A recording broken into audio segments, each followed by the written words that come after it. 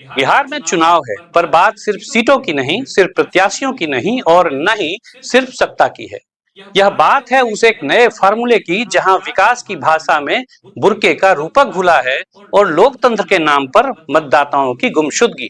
कहते हैं बिहार राजनीति की प्रयोगशाला है, तो इस बार एक नया प्रयोग, विकास बनाम बुर्का।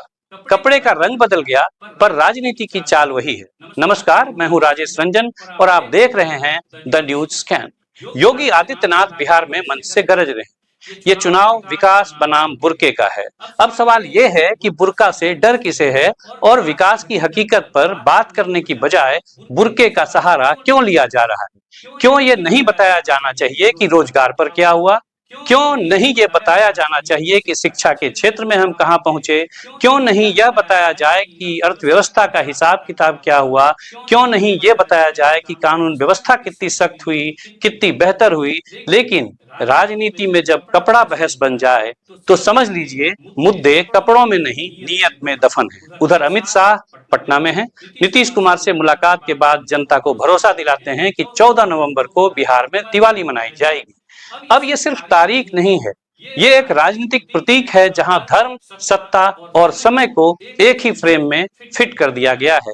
और उसी सांस में शाह कहते हैं बिहार में जंगल राज अब नहीं आने देंगे। यानी कि अतीत की भयावहता का डर दिखाकर भविष्य के राजनीति की रूपरेखा खींचने की कोशिश कर ली गई है। बहरहाल घुसपैठिया और बुर्के के बीच आप चुनावी माहौल का आनंद लीजिए। अब आइए लोकतंत्र की एक और महत्वपूर्ण बात पर चर्चा करते हैं। बिहार में इस बार एसआईआर चला, स्पेशल इंटेंसिव रिवीजन। नाम ऐसा कि लगे लोकतंत्र की मरम्मत हो रही है, लेकिन नतीजा ये कि 65 लाख नाम वोटर लिस्ट से मिटा दिए गए। कहते हैं ये सिर्फ डेटा क्लीनिंग थी, पर सवाल ये है कि क्या 65 लाख लोग गलत थे?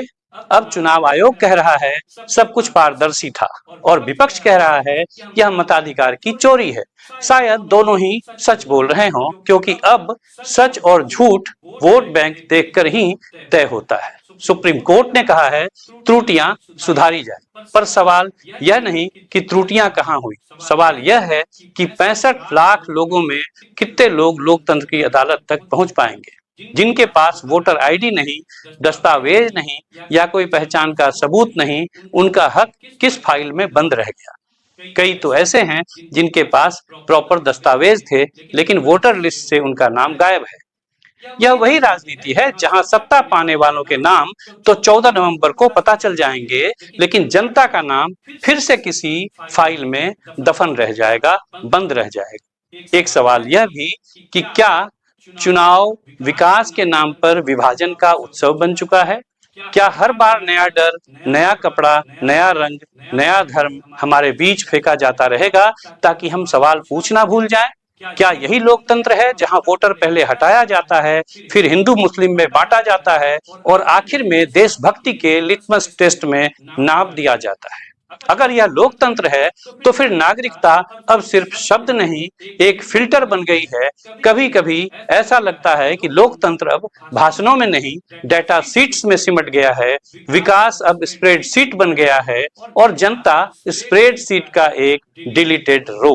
नमस्कार, मैं हूं राजेश रंजन और आप देख रहे थे द न्यूज स्कैन। जल्द मिलते हैं एक और मुद्दे के साथ, बने रहिए हमारे साथ। धन्यवाद।